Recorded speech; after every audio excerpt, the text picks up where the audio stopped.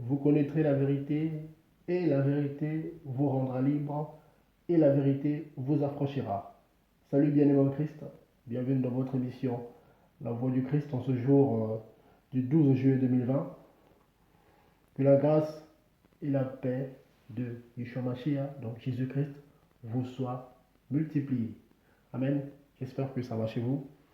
Bien-aimés, nous allons partager sur la ruse du diable. Je vais vous montrer, pour ceux qui ne savaient pas, une ruse que le diable a opérée dans la doctrine des apôtres et des prophètes. En gros, dans la doctrine de Christ, tout simplement. Un verset important qu'on récite souvent, qui a été falsifié par le diable. Vous voyez? Et ça fait mal au cœur de voir ça, en fait. Ça fait mal au cœur. C'est triste, en fait. Du coup, beaucoup de nos bien-aimés en Christ sont tombés dans ce piège, en fait.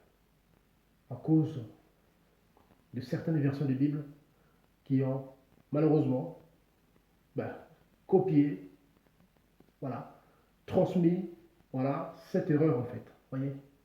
Donc, je vous invite à prendre vos Bibles. On va parler de ça tout de suite, hein, pour gagner du temps. On va aller droit au but, amen. Voilà, c'est important. Donc, il s'agit bien sûr du passage de Jean 1. Vous voyez? Jean 1 à 2. Voilà. Écrit dans la majorité des versions. Au commencement était la parole était avec Dieu, et la parole était Dieu. Elle était au commencement avec Dieu. C'est écrit comme ça dans la majorité des versions. Lui, second Darby, Lamartine, qu'on a même conseillé parfois, mais bon. C'est écrit comme ça dans beaucoup de versions. Vous voyez? Dans la majorité, il n'y a pas dans toutes les versions de la Bible, parce qu'il y en a, j'ai vérifié quand même, il y en a, ce n'est pas le cas. Amen. J'en parlerai si le Seigneur permet. Voyez? Donc, Jean 1 a été falsifié pour induire les amoureux, les amoureuses de Jésus-Christ dans l'erreur, en fait. Voyez? Et nous, prédicateurs, on ne peut pas se taire. On doit crier, on doit avertir les disciples de Yeshua Mashiach à faire attention. Voyez? Car on est appelé à veiller sur la doctrine. Comme bien-aimé Paul le répétait à chaque fois à son fils dans la foi, Timothée, Tite, et les autres, veillez sur la doctrine. Suivez soigneusement la doctrine comme on vous l'a enseigné. Voyez? Pour ne pas tomber dans le piège de l'ennemi. Voyez? Jean 1, regardez, je vais vous montrer un truc. Je vais vous montrer cette falsification. Je pense qu'on va se comprendre. Hein? Regardez. Voilà. Je vais vous montrer une image. Voilà, c'est des choses qu'on sait déjà, mais bon, vous voyez, le Seigneur est bon parce qu'il fait grâce qu'on puisse acquérir de la connaissance de sa parole. On ne sait pas tout, hein, on connaît qu'en partie. Et parfois, on ne se rend pas compte que ce que le peu que nous savons déjà, beaucoup ne le savent pas. Et du coup, le Seigneur nous interpelle. Ça, tu le sais, oui, mais tu dois le partager. Tu dois insister là-dessus parce que beaucoup ne le savent pas. Et cette manque de connaissance n'est pas bon en fait. Car le peuple d'Élohim, le peuple de Dieu périt faute de connaissance. Voilà, donc ça vous connaissez tout, aux 4, ça va. Vous voyez, regardez ici, je vais vous montrer quelque chose. Donc là, c'est les strong, regardez. Je vais vous montrer cette falsification, pourquoi ça a été fait. Regardez, c'est grossier d'ailleurs, hein, regardez. Je vais vous montrer le passage de Jean 1 en grec en comparaison de ce même passage en français. Vous allez voir la différence et ça saute aux yeux. Regardez, regardez. C'est du grec, mais vous allez comprendre, regardez. Juste à regarder, vous allez comprendre, regardez. Ça, c'est Jean 1 en grec, regardez. Regardez bien, bien aimé, regardez, voyez. Donc ici, c'est au commencement, voilà, était la parole. Regardez bien les mots. Et Kai c'est et, conjonction de coordination. Et la parole, O c'est l'article A. La parole était avec Dieu. Mais bon, pour moi, c'est pas avec. Ça, j'en parlerai aussi. Pour moi, c'est pas avec, ça colle pas. Était avec Dieu. Et, vous voyez ici, Kai et Théos et Dieu. Vous voyez là, ça c'est le mot Dieu en grec. Hein. C'est le même mot ici. Vous voyez, c'est pareil, regardez. C'est pareil ici. Vous voyez, c'est le même mot. Et Dieu était la parole. Or en français, regardez, ici c'est écrit et la parole était Dieu. Ils ont inversé la dernière partie de Jean 1, en fait. Ils ont mis la parole juste après la conjonction de coordination et. Or, ce qui n'est pas le cas dans le grec. Dans le grec, ici, c'est et théos, et Dieu était la parole. Frères et sœurs. Et ça change tout, en fait. Regardez bien. Ici, c'est kai. Kai, c'est voilà, c'est et. Et théos était la parole. Vous voyez la parole ici, regardez. Parole, ça c'est parole en grec. Ah, c'est le même mot ici, en commencement, était la parole. Vous voyez, c'est le même mot ici. Dans Jean 1, en grec, ce verset se termine par parole. Mais en français, bizarrement, curieusement, ce verset se termine par Dieu. Ça n'a rien à voir en fait. Notre bien-aimé Jean, l'apôtre, quand il a écrit ce passage,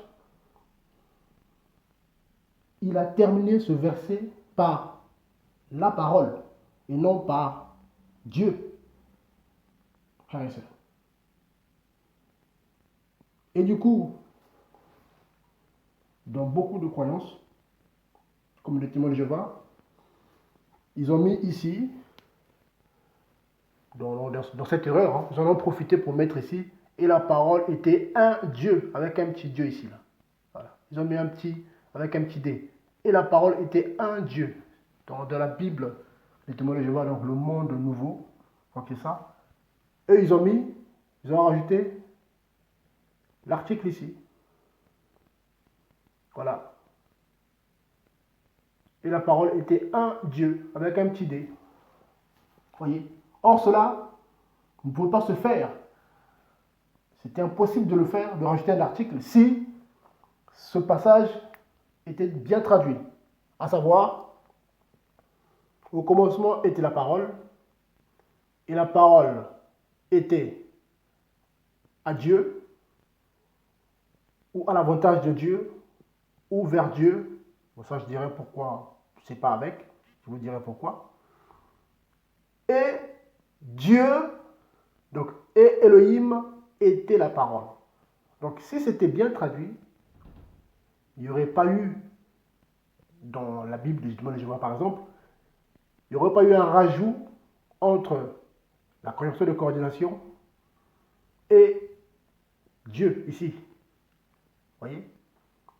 Entre Kai et Théos. Il ne pouvait pas mettre un 1. Vous voyez? Donc en fait ici, le Saint-Esprit a poussé notre bien-aimé Jean à nous faire comprendre que il n'y a pas de différence, il n'y a pas deux dieux, il n'y a pas trois dieux en fait. C'est le même Elohim, c'est le même Dieu. Vous voyez un peu? C'est le lui-même en fait. Or, à cause de cette falsification, ben, on a l'impression qu'il y a deux dieux. Oui, ça donne l'impression qu'il y a deux dieux, parce que quand on lit au commencement était la parole, et la parole était avec Dieu, donc on a l'impression que la parole était séparée de Dieu. C'est comme si voilà, la parole n'était pas avec Dieu. Et la suite, il nous dit quoi? Et la parole était Dieu. Donc ça fait deux dieux. Voilà. Vous voyez un peu bien aimé? C'est comme si la parole est sortie d'autre part que de Dieu. Je ne sais pas si vous comprenez bien aimé. Cette ruse en fait. Et Jean n'a pas dit ça. L'apôtre Jean n'a pas dit et la parole était Dieu. Non. L'apôtre Jean a dit et Théros, donc et Elohim, et Dieu était la parole. Pourquoi? Parce que cette parole, en fait, elle sort de Dieu, d'Elohim.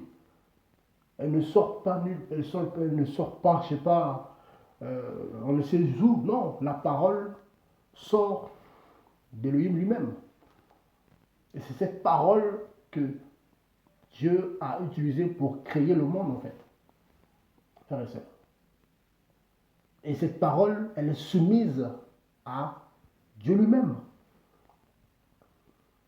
Mais vu que cette parole sort de Dieu lui-même, ça veut dire que cette parole, c'est lui-même Dieu. Voilà, ce qui sort de moi, c'est moi. Ma parole, c'est moi, en fait. Quand je parle maintenant, c'est moi. On va m'enregistrer des années après, quand les gens vont écouter cet enseignement, ben, ils sauront que c'est moi. Ah ben ça, c'est le frère Franck qui parle. Ce n'est pas vous ou quelqu'un d'autre, c'est moi qui parle. Donc là où il y a ma parole, c'est moi qui suis en fait. Parce que c'est ma signature en fait, c'est moi. C'est personne d'autre en fait. Voilà pourquoi le bien-aimé Jean finit le verset en disant et Dieu était la parole. Pour mettre l'accent sur l'unité. Pour mettre l'accent sur Ehad. Voilà. En gros, on ne peut pas séparer Dieu de sa parole. Parce que c'est lui-même Dieu en fait. Vous voyez? Parce que cette parole sort de Dieu et ne sort pas ailleurs. D'ailleurs, quand vous prenez Ésaïe 55, 11, qu'est-ce qu'il dit?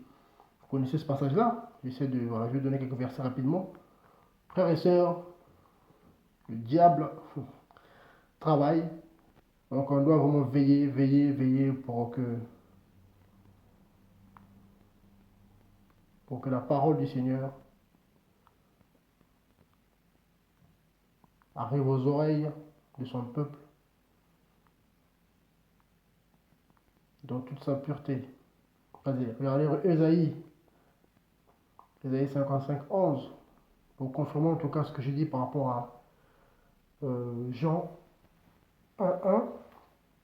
Ici, c'est Yahweh qui parle, le tétragramme, donc YHWH, on a traduit par l'Éternel, mais bon. Qu'est-ce qu'il dit? Ainsi en est-il de ma parole qui sort de ma bouche, elle ne retourne pas à moi sans effet, sans avoir fait ce que j'ai voulu et accompli l'œuvre pour laquelle je l'ai envoyé. Vous voyez? Donc cette parole sort de la bouche d'Elohim, de la bouche de Dieu. En fait, c'est l'image du Fils en fait. Le Fils sort de son Père. Le Fils ne sort pas à côté. Le Fils sort du Père. Vous voyez? Après, il peut dire le même, moi et le Père, nous sommes un. Celui qui m'a vu a vu le Père. Parce que le Fils est sorti du Père. Voilà pourquoi il est le Fils unique. Comme vous lisez Jean 3, 16. Jean 3, 16, Jean 3, 16, 17. Jean 3, 16, Jean 3, 17. Voilà. Ah, car Dieu a tant aimé le monde, il a donné son Fils unique, afin que quiconque croit ne périsse point, mais qu'il ait la vie éternelle. En gros, car Elohim a aimé le monde qu'il a donné sa parole. Voilà. C'est ça en fait, le Fils, c'est sa parole simplement. Parce que la parole de Dieu, la parole d'Elohim, ce n'est pas ma parole, ce n'est pas la parole d'une créature en fait. Comme ils font croire aussi les témoins de Jéhovah. Voilà, j'ai vu ça. Hein. Ils font croire que Yeshua, c'est l'ange Michael. Voilà, c'est l'ange Michael qui, voilà, il s'est incarné. Voilà, c'est ce qu'ils disent en fait. Voilà, malheureusement. Après, il y a d'autres aussi qui parlent qui disent autre chose. Mais pour eux, c'est l'ange Michael. Voilà pourquoi ils ont mis un petit dé. Bon, genre un là-bas. Voilà, ils ont mis un petit dé. Hein, et la parole était un Dieu, un petit dé. Pour eux, c'est l'ange Michael qui s'est incarné. Ce qui est faux, bien aimé. Vous voyez? C'est faux, c'est archi faux. Voyez? Pourquoi? Parce que le Père a créé le monde. Le Père a créé par le Fils, en fait. Frère et sœur. Voilà pourquoi le bien-aimé Jean, inspiré par le Saint-Esprit, a écrit: Et Dieu était la parole. Et Elohim était la parole. Non, et la parole était Dieu. C'est comme s'il y avait deux dieux. Non, non. Parce que c'est le Fils. C'est le Fils unique. C'est la parole du Créateur. La parole du Père. Que le Père a utilisé pour créer l'humanité, pour créer en fait. Comme le disait Genèse 1. Voilà. Vous savez, au commencement, Elohim créa le ciel et la terre. La terre devait en forme vide. Et l'esprit d'Elohim mouvait au-dessus des eaux. Et Elohim dit, et Dieu dit la parole. Que la lumière paraisse, et la lumière parle. Et là, c'est quand le Père parle, et là le Fils exécute en fait. Vous voyez? Et on ne peut pas les séparer, bien aimés. On ne peut pas séparer le Père de son Fils en fait. Parce que le Fils est la parole du Père. Et cette parole, le Fils, est soumise au Père. Mais ça n'empêche pas que cette parole est toute puissante. Donc le Fils, la parole, est toute puissante. La parole est l'alpha et l'oméga. La parole est créatrice. C'est normal. Parce que cette parole a toujours été. Pourquoi? Parce que cette parole est de le Père. Vu que le Père est toujours, ça veut dire que le Fils est toujours en fait. Donc avant la création, le Fils est toujours, donc c'est la parole. Donc ceux qui pensent que le Christ a été créé, c'est faux. Et il est le premier-né de toute la création. Non, il ne faut pas voir les choses en français en fait. Non. Voilà. La parole n'a pas été créée. La parole est éternelle. La parole a toujours été. Parce que la parole fait partie d'Elohim lui-même. Donc dire que la parole a été créée, c'est comme si Dieu a été créé en fait. C'est limite d'un blasphème. Voilà. Voilà. Moi j'ai été créé. Et le Seigneur m'a créé avec ma parole en fait. Et ma parole se trouve en moi. Pas à l'extérieur en fait. C'est pareil pour le Seigneur, le Créateur. Vu que lui, il n'est pas une créature. Donc sa parole aussi ne peut être une créature, bien aimé. Vous voyez? Et cette parole est soumise. Oui, elle est soumise au Père. D'ailleurs, on le dit lui-même quand vous lisez, voilà, quand vous prenez par exemple Jean 4, à partir du verset 31, là c'est la parole faite chair qui parle. Hein. Voilà, lui-même la parole faite chair qui parle, qui confirme en tout cas, ben, Ésaïe 55, 11. Alors, je vais donner deux versets où le Seigneur même parle de ça, donc où le Fils, où la parole confirme Ésaïe 55, 11. Regardez. Seigneur, merci pour ta parole. Jean 4, regarde, voilà. Je vais lire Jean 4. C'est pas trop long. Merci Seigneur. Regardez, Jean 4, à partir du verset 31. Merci Seigneur.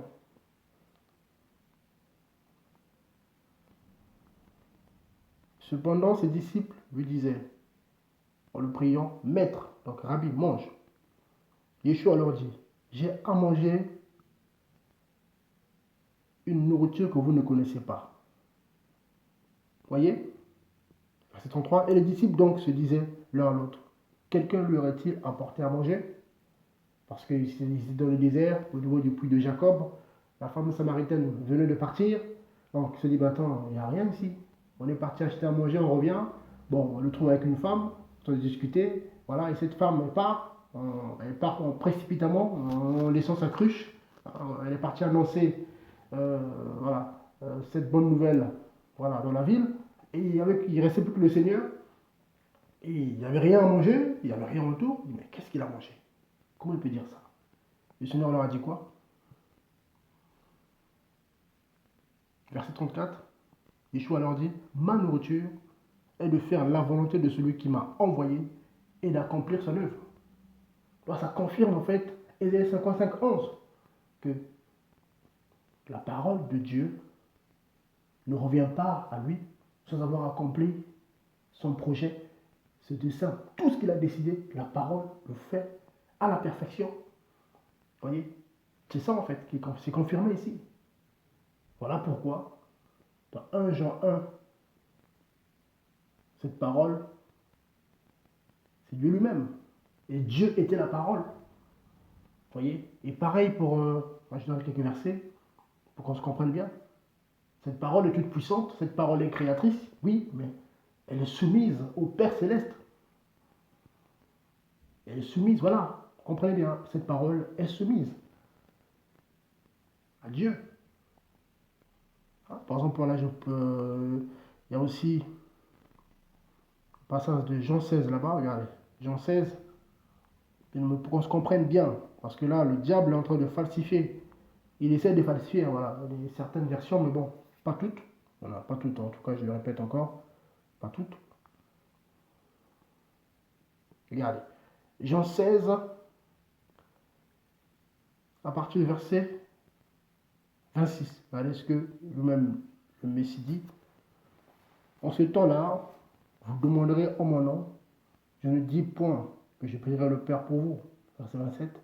Car mon Père lui-même vous aime parce que vous m'avez aimé et que vous avez cru que je suis sorti d'Élohim. Vous voyez? Ici, c'est la parole qui parle. La parole qui parle, comprenez-moi. Verset 28. Je suis sorti du Père et je suis venu dans le monde. Et maintenant, je laisse de nouveau le monde et je m'en vais au Père. Vous voyez? Je suis sorti du Père.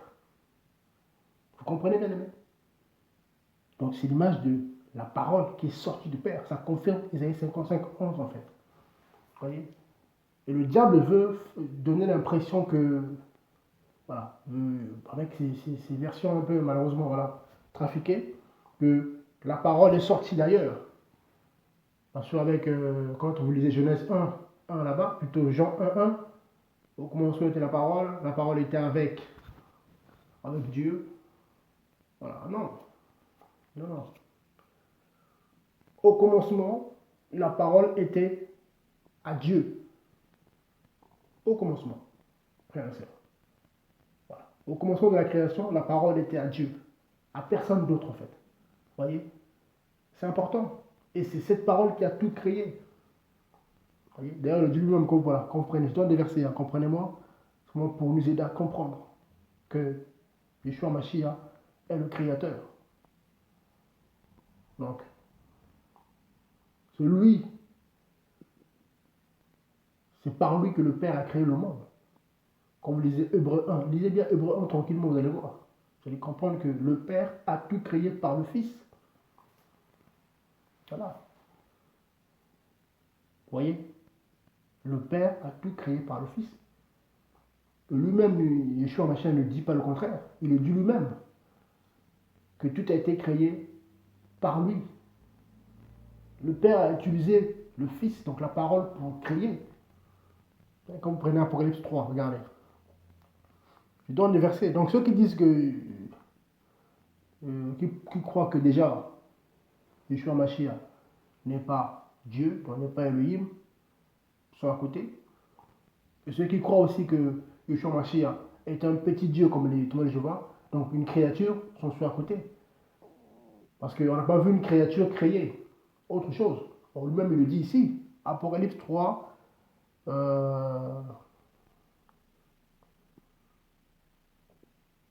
Apocalypse 3. On va juste lire le chapitre 14. Non, le verset 14. Apocalypse 3, 14. Qu'est-ce qu'il dit ici? Donc là, c'est l'église de Laodicée. Écrit à l'ange de l'église de Laodicée. Voici ce que dit Amen. Le témoin fidèle et véritable, le commencement de la création d'Élohim. Vous voyez?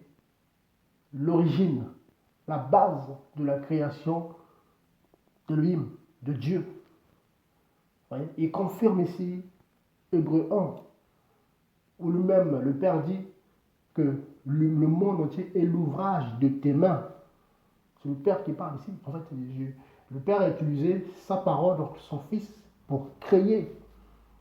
Même ceux qui pensent que l'archange Michael, c'est Yeshua, ben non, l'archange Michael n'a rien créé, c'est une créature. Les anges, tout ce qui est visible et invisible, tout ce qui est de la création, c'est le Fils qui l'a fait pour le Père.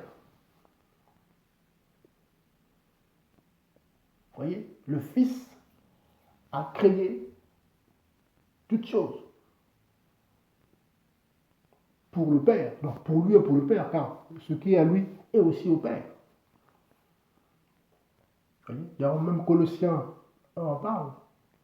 Colossiens 1, 15, 15 à 19 là-bas. Tout a été créé par lui et pour lui. Voilà. Il même le dit après, tout ce qui est à moi est au Père. Car moi, le Père, nous sommes un. Jean 10, 30. Vous voyez bien aimé? Donc, on ne peut pas séparer, dissocier, comme veut faire croire le diable avec ses fausses versions de Bible, le Fils de son Père. Vous voyez? Donc, le grand D, là, Dieu, donc Elohim, c'est le Père, le Fils et le Saint-Esprit. C'est ça en fait. Voilà. Il n'y a pas de petit D ou il n'y a pas de l'archange Michael ou non, c'est le grand D. Voilà, le D majuscule pour qu'on se comprenne bien.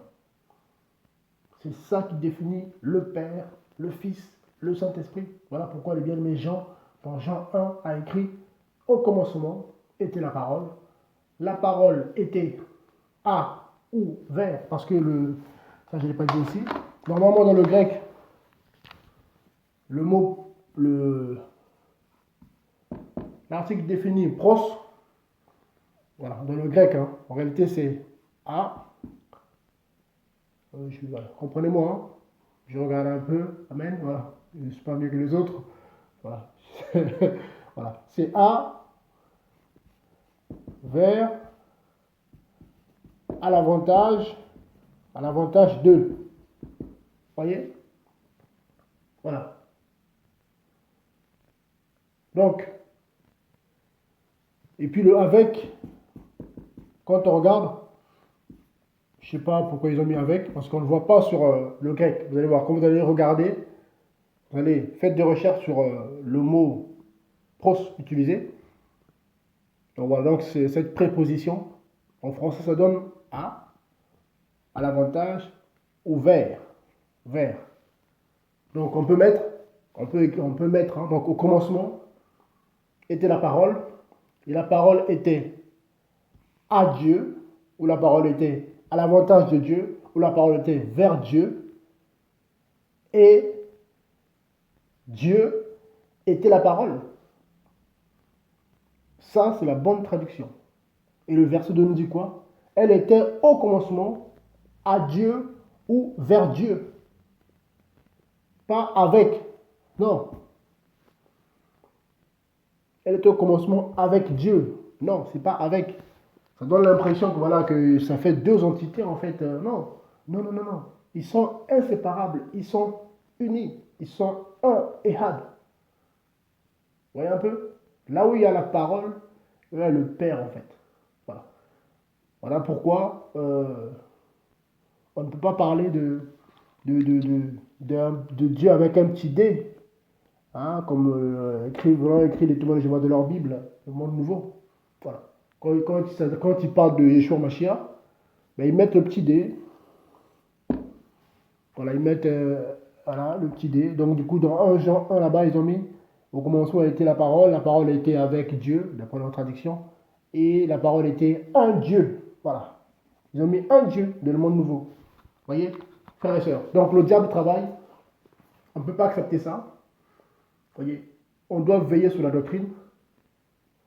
Et si on le fait là, ce que nous faisons, c'est par amour. Pourquoi? Parce que nous ne voulons pas, on ne souhaite pas que les âmes soient exposées, soient frappées par la malédiction du Saint-Esprit. Oui, je me répète encore.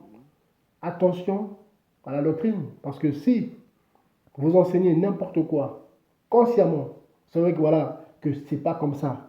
Mais pour faire plaisir, pour suivre bêtement la doctrine, la fausse doctrine de votre système, vous répétez les choses. Malgré que le Saint-Esprit vous a éclairé sur certains points, vous continuez, vous persistez voilà, dans la fausseté, mais vous êtes exposé à la malédiction du Saint-Esprit de Galates 1, 6 à 7.